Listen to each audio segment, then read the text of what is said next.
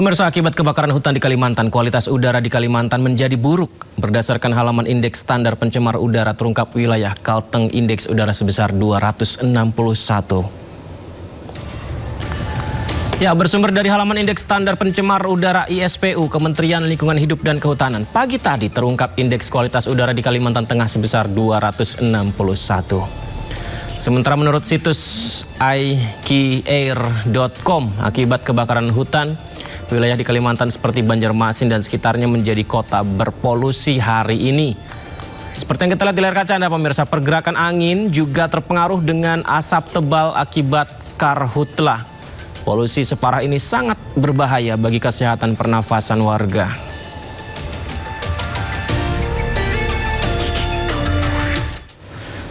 Meskipun tidak separah kemarin pemirsa, namun sejumlah titik api masih terlihat di ruas wilayah Pulau Kalimantan. Terlihat dari Google Maps, beberapa wilayah masih mengalami kebakaran hutan seperti di Kabupaten Pulang Pisau dan Seruyan, Kalimantan Tengah. Dari tayangan ini masih kita lihat ya, ditunjukkan sejumlah titik api. Kebakaran parah, kebakaran parah, kebakaran parah. Meski titik api mulai berkurang dibanding kemarin, namun kebakaran hutan masih terlihat mendominasi di wilayah Indonesia di Pulau Kalimantan dibandingkan di kawasan Sarawak, Malaysia dan Brunei Darussalam. Asap kebakaran hutan lahan yang melanda Kalimantan Indonesia mulai mempengaruhi kawasan negara tetangga di ASEAN. Sarawak, Malaysia menutup ratusan sekolahnya akibat asap mengganggu udara. Pemirsa, asap karhutla Kalimantan Barat menyebar ke Sarawak, Malaysia hingga kualitas udara memburuk. Pemerintah di sana menutup sekolah 591 sekolah dari 10 distrik selama 2 hari ini. Penutupan sekolah sementara ini diberlakukan sambil memantau perkembangan kualitas udara asap dari kebakaran hutan di Kalimantan. Kebijakan ini diberlakukan karena 200.000 murid sekolah di Sarawak, Malaysia terpapar kualitas udara buruk akibat asap karhutla.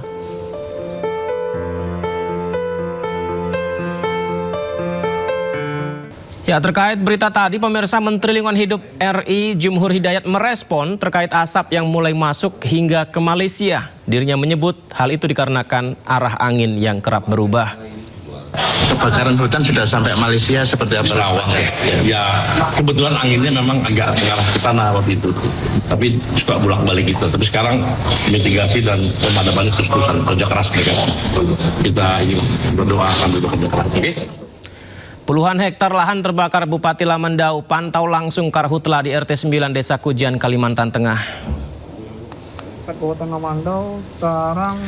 Jadi Bupati Lamandau Rizky Aditya Putra memantau langsung api yang masih menyala di beberapa lahan di wilayah Desa Kujan. Bahkan di belakang sang bupati, api masih menyala. Proses pemadaman berlangsung belum bisa mematikan total kebakaran. Meski begitu, mengerahkan seluruh pihak, pemerintah daerah berupaya keras untuk segera memadamkan api. Ke saya Bupati Kabupaten Lamandau, CKP kami hari ini ada kebakaran sekitar yang terlapor 30-40 hektar. Tadi nyaris menyerang alat vital negara yakni gardu induk di Kabupaten Lamandau dan 4 titik sutet. Nah, sekarang api lagi mengarah ke perusahaan PT KSO. Mohon doanya untuk masyarakat Kabupaten Lamandau. Sekarang api lagi mengarah ke PT KSO. Ini sudah siaga penuh. Semoga apinya cepat padam. Tadi kita sudah dari yang sebelah sana. Ini arealnya adalah area gambut lumayan dalam. Dulu pernah digunakan untuk ladang warga. Jadi lumayan terasa. Sampai sini rasa panas dari bara apinya. Semoga kita dilindungi. Ya Allah, semoga saja hujan turun ya di Kalimantan sehingga bisa membantu memadamkan api dan asapnya juga bisa hilang begitu, di mana dahsyatnya kebakaran hutan yang melanda sejumlah provinsi di Kalimantan membuat petugas dan relawan terus berjibaku memadamkan api pada siang dan malam. Sebagian bahkan sudah mengalami kelelahan ekstrim. Pemirsa, beratnya medan, pekatnya asap, dan panasnya suhu menjadi tantangan yang harus dihadapi oleh petugas dan relawan dalam berjibaku melawan api yang meluas. Kita bisa lihat betapa kerja kerasnya petugas untuk berusaha memadamkan api. Tidak hanya sekedar menyemprotkan air pada api saja, tapi juga harus melihat akar awal kebakarnya di mana. Karena lahan gambut kerap masih menyimpan panas di bawahnya ya. Dan upaya kerja keras ini bahkan sebagian petugas ada yang mengalami kelelahan ekstrim, gangguan kesehatan seperti sesak nafas. Dan guna membantu mempercepat pemadaman, BNPB mengerahkan puluhan armada helikopter dan disebar ke berbagai titik di Kalimantan dan juga Sumatera yang juga mengalami kebakaran hutan. Saya ajak Anda pemirsa untuk mendoakan semoga petugas kita diberi kesehatan ya dalam upaya memadamkan api di hutan Kalimantan. Ya, bagi warga, karhutla bukan sekedar api yang membakar hutan dan lahan saja. Asapnya masuk ke ruang hidup, mengganggu kesehatan dan aktivitas mereka. Udara bersih semakin sulit didapat, sementara kehidupan harus terus berjalan seperti biasa. Lantas bagaimana warga bertahan menghadapi dampak karhutla? Kita bahas pemirsa malam ini bersama dengan Agnes Yesiska, salah satu warga Palangkaraya, Kalimantan Tengah yang juga terdampak karhutla ini. Assalamualaikum, selamat malam Kak Agnes. Selamat malam Kak. Assalamualaikum. Waalaikumsalam. Waalaikumsalam. Saya dengan Yudi Kak Agnes. Kak, tepatnya posisi di mana saat ini lokasinya? Kebetulan rumah saya itu ada di dekat bandara, kurang lebih sekitar ya 5 menit lah kalau dari bandara. Dan di situ lumayan titik api dan titik karhutlahnya cukup banyak. Makanya sekarang lagi ngungsi ke tempat saya kerja sekitar setengah jam dari bandara. Ada asap juga tapi nggak separah di rumah jadinya. Jadi makanya saya ngungsi ke sini. Saya ingin tahu, jadi titik api kebakarannya itu bagaimana sebenarnya yang kelihatan langsung dari kakak? Dari mulai mana, di mana begitu? Yang paling besar itu ada di jalan lintas Kalimantan. Itu kan memang sepanjang jalan itu kayak semacam apa ya, lahan lah, lahan luas. Itu terbakar cukup banyak. Pemadam juga sebenarnya sudah bergejibaku untuk memadamkan. Hanya karena kita ini panas banget kan, jadi apinya itu muncul tenggelam gitu. Jadi udah dipadamin, dia muncul lagi. Dan kita juga nggak ada hujan, air juga kering. Jadi emang benar-benar sulit banget. Sehingga asapnya lumayan tebal di pagi jam 7 sampai malam. Itu lumayan parah kalau untuk sekitaran bandara. Jadi yang dirasakan ketika di jalanan bahkan melihat secara langsung api menyala di kanan kiri jalan yang lahan terbakar itu? Betul, betul. Apalagi di malam hari ya. Di malam hari itu cukup banyak lahan yang berkobar apinya dan pemadam benar-benar kewalahan ya saat ini. Dan benar-benar tenaganya terkuras untuk memadamkan api. Kalau di tempat Kak Agnes sekarang, apakah asapnya juga tebal? Kalau di daerah tempat saya bekerja saat ini, tempat saya mengungsi, itu asapnya tidak begitu tebal, tapi cukup terhirup.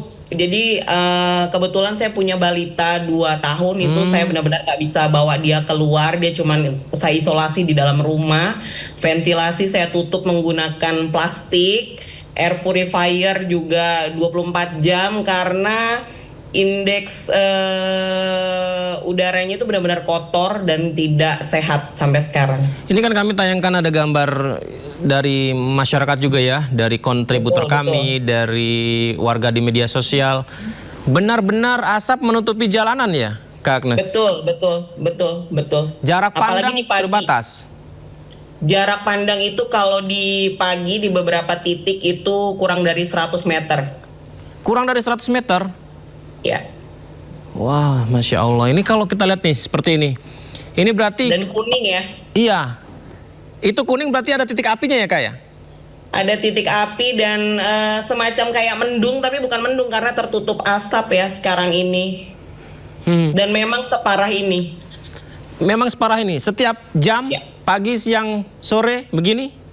Kalau di lokasi rumah saya di dekat bandara itu dari jam 7 pagi itu saya sudah menciumnya cukup parah. Kalau di daerah tempat saya mengungsi ini jam 8:30 sampai siang itu baru terciumnya cukup menyengat. Asapnya itu kayak gimana, Kak Agnes? Asapnya lumayan tebal ya, jadi putih. Kalau di daerah tempat saya mengungsi ini cukup putih di 8:30 sampai siang.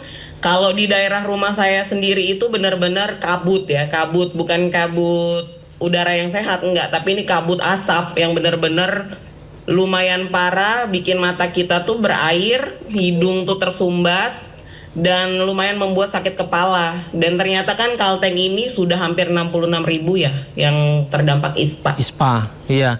Kalau kita ada yang bakar-bakar sampah gitu kan, kadang suka ada asapnya bikin pedas di mata gitu. Itu seperti itu, Kak Agnes, dialami Lebih hari-hari? parah.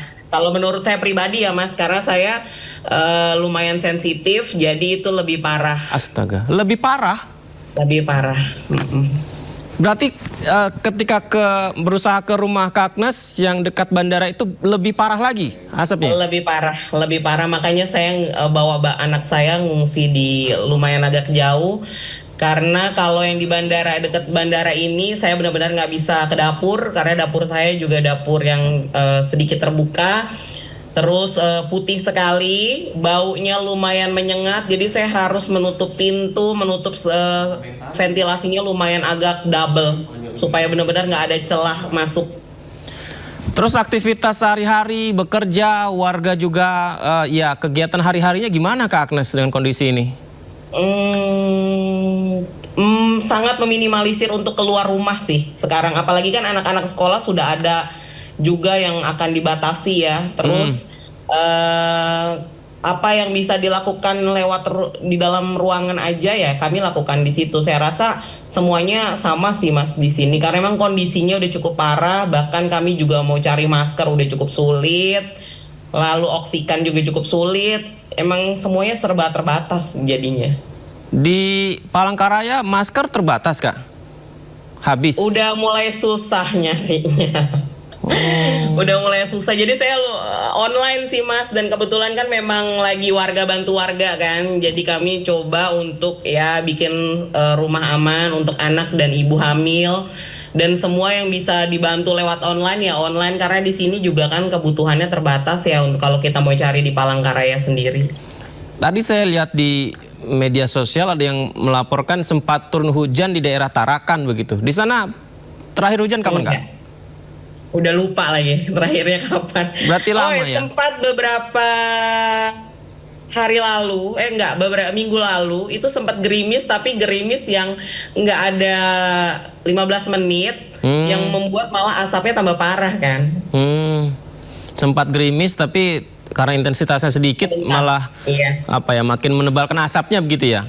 Betul.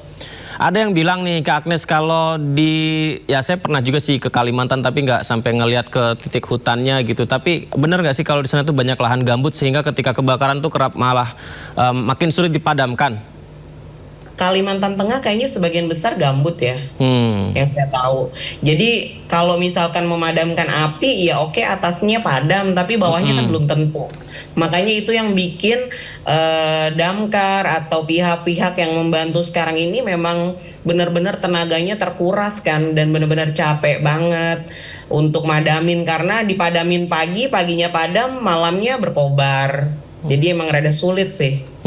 Kami itu memberitakan tentang kebakaran di Kalimantan tuh nggak cuma sekali dua kali ya. Kayaknya tahun lalu juga ada deh gitu. Ini kalau Kak Agnes sendiri ini yang paling parah atau gimana Kak? Yang paling parah kan 2015 yang benar-benar terisolasi kan, cuacanya kuning. Lalu ada lagi 2019. 2019 tuh kurang lebih seperti yang sekarang. Lalu 2023 tapi tidak separah saat ini. Kayaknya ini lumayan agak parah seperti 2019 yang penerbangannya juga berantakan. Lalu kabut asapnya lumayan banyak. Terakhir tuh 2023 tapi nggak separah sekarang. Artinya apakah sudah bisa dibilang ya jangan sampai dibiasakan sih, cuman apakah preparation dari warga Kalimantan dengan kondisi seperti ini sudah ada gitu Kak? Atau pemerintah nggak ada ininya? Kalau prepare kayaknya ya kalau kita warga Kalimantan emang udah tahu ya hal kayak gini akan ada. Tapi kan kalau prepare ya balik lagi ya Mas. Kalau sekarang kan warga bantu warga ya. Warga bisa apa ya udah kita saling bantu. Kalau dari pemerintah sendiri ya mungkin karena budgetnya lagi dikurangin ya sama pusat, saya juga nggak ngerti. Tapi ya yang ada sekarang ini yang di depan mata terjadi ya lebih banyak warga bantu warga ya. Apalagi sekarang puskesmas juga membuka ruang aman untuk bernafas ya, untuk oksigen gratis, apa gratis, lalu warga bagi masker lah. Belum lagi ya pokoknya apa yang bisa kami lakukan karena baru-baru ini juga kami mati listrik kan bergilir. Cukup Mati lama, listrik? cukup panjang. Iya. Ini sekarang udah mulai agak sedikit lebih baik. Terus BBM juga kan mulai antri lagi. Lalu harganya juga meningkat. Jadi memang double kill ya untuk warga Kalimantan Tengah. BBM mulai antri, listrik mulai ada pemadaman, asap Listrik itu sudah dari Juli sampai Agustus, tapi Ya ini Allah. sudah mulai lebih baik ya. Karena tadinya 2 hari sekali kami mati, belum lagi ada asap. Itu benar-benar kewalahan sih kemarin karena ada balita kan. Jadi kita butuh listrik untuk air purifier, terus untuk mencas apa segala macam. Kalau sekarang sudah sedikit lebih baik karena nggak mati-mati listriknya. Dulu tuh paling lama sampai berapa hari Kak kondisi seperti sekarang nih Kak? Ingat nggak? Lama ya, Mas. Kalau 2019 sih lumayan ya Lumayan dari ya? Hitungan bulan ada? 2019 tuh 2 bulanan, Oh, 2 bulanan. alah. 2023 tuh 1 bulanan puncaknya. Ini kan kita prediksinya puncaknya September Oktober. Jadi mungkin 3 bulan lah ya yang ini. Tergantung ininya kebakaran lahan. Karena kalau sekarang dilihat kan titiknya sudah sampai 14.000 titik hotspotnya. Iya, makin meluas ya. Iya betul. Kak Agnes tadi dibilang warga bantu warga, itu gimana Kak? Apakah muncul begitu saja spontanitas kesadaran atau gimana Kak? Spontanitas sih, kayak saya sekarang lagi menggerakkan untuk membuat safe house khusus, safe house untuk anak dan ibu. Jadi kalau anak yang memang diliburkan sekolahnya lalu butuh internet bisa kami jemput, bisa kami antar. Lalu kami sediakan aktivitas di ruang aman itu untuk anak-anak biar nggak boring, entah kita belajar bersama. Dan ini memang aksi kolaborasi sesama CSO lokal di Kalimantan Tengah sih. Kalau misalnya ada warga yang mungkin membutuhkan pampers atau susu atau bagaimana? Kita akan sama-sama upayakan dan kami antar. Jadi kami apa yang bisa kami lakukan di depan mata ini karena saya juga punya anak kecil.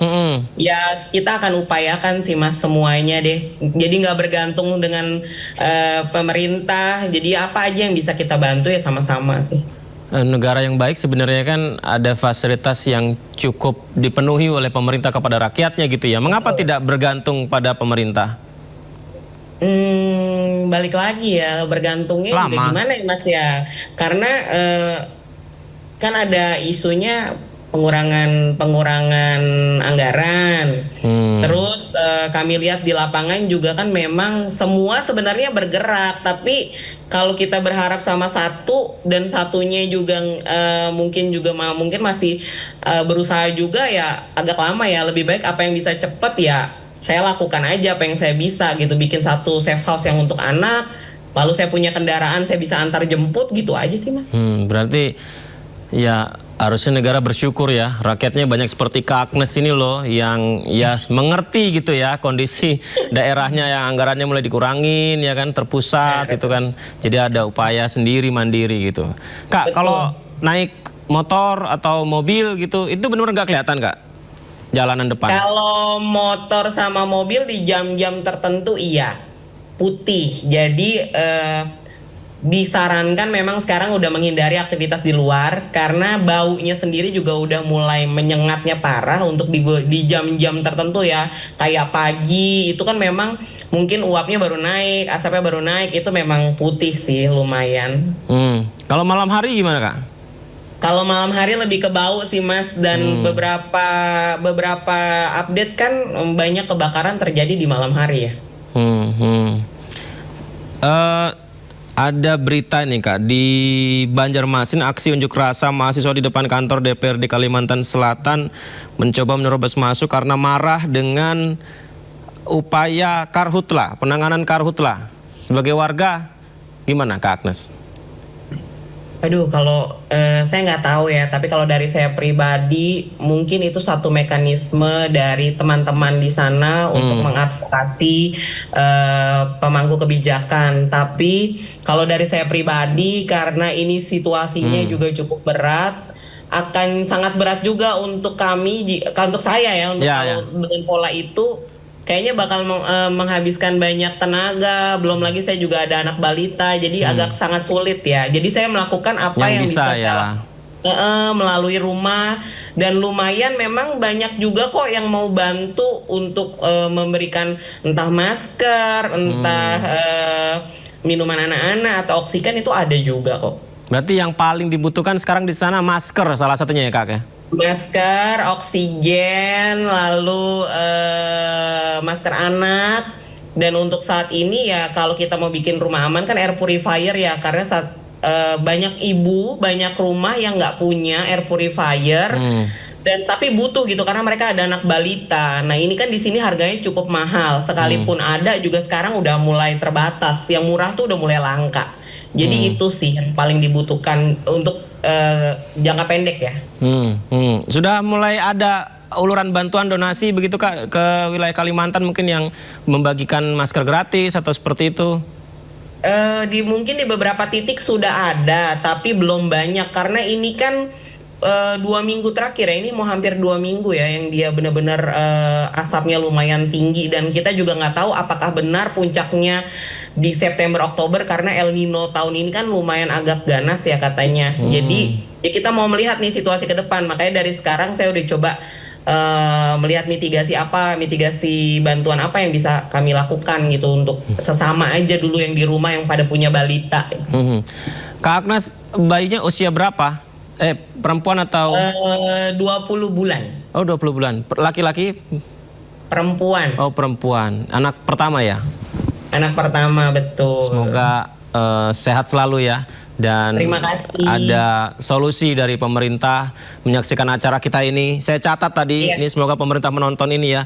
Warga Kalimantan selain butuh pemadaman api di kebakaran hutan juga butuh air purifier, masker, oksigen juga untuk warga. Bahkan yang menarik, Kak Agnes sampaikan tadi, iya warga memahami situasi dan mencoba mandiri untuk bertahan selama terjadinya karhutlah di sana ya. Kak, terima kasih ya Kak ya. Nanti izin nanti kalau ada waktu kita bisa ngobrol kembali. Terima kasih Kak. Assalamualaikum. Terima kasih. Ya, informasi lain pemirsa, sholat istisqo atau sholat minta hujan digelar oleh pemerintah Kabupaten Berau, Kalimantan Timur bersama warga. Sholat digelar sebagai bentuk ikhtiar dan doa agar hujan segera diturunkan di tengah kebakaran hutan akibat kemarau panjang.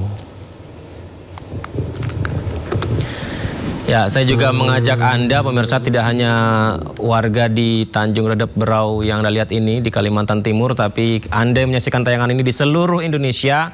Mari kita berdoa bersama-sama, semoga saja hujan turun dengan cukup agar bisa memadamkan api di wilayah Kalimantan dan saudara-saudara kita di Kalimantan bisa terbantu ya.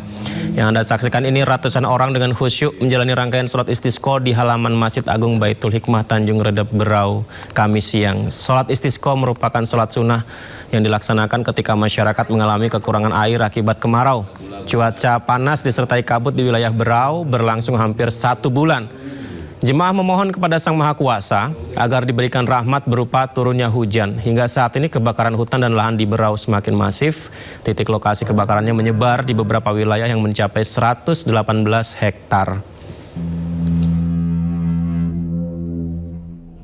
Semoga segera turun hujan di wilayah Kalimantan merata ya, amin ya rabbal alamin. Dan petugas sudah bekerja keras untuk memadamkan api di kawasan Kalimantan ketika hutan terbakar. Namun karena tak kunjung padam, salah satu petugas yang kelelahan akhirnya mengumandangkan azan.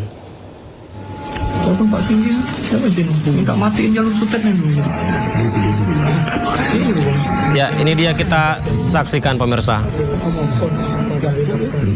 Jadi petugas di lapangan, Anda lihat ini luar biasa. Pagi, siang, sore, malam tidak tidur, kondisi pernafasan sulit karena asap. kelelahan.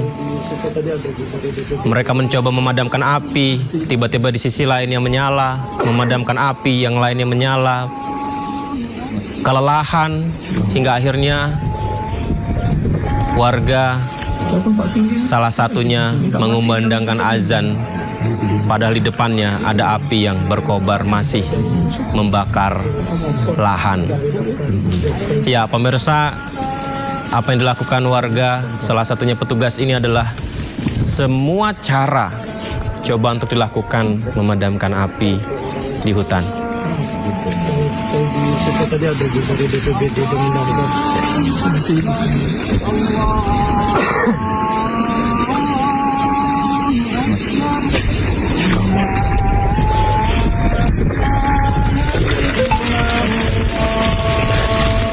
Semoga hujan segera turun ya. Sementara itu di media sosial ada warga yang melaporkan hujan turun pagi tadi di Tarakan, Kalimantan Utara. Dan netizen berharap hujan turun merata di Pulau Kalimantan agar karhutlah segera padam. Ya, kadangkala pemirsa keseharian kita anggap biasa ya, seperti hujan turun itu biasa, bahkan bernafas biasa. Tapi bagi warga Kalimantan hari ini, hujan rintik-rintik seperti ini ternyata sangat-sangat berharga. Bisa bernafas dengan lega pun sangat-sangat berharga. Karena ketika hujan turun, asap mulai melarut, api yang membakar hutan juga padam. Ya, meskipun belum merata, tapi netizen mengucapkan syukur, alhamdulillah hujan sempat turun, salah satunya di Tarakan ya. Semoga hujan turun di wilayah Kalimantan sepenuhnya.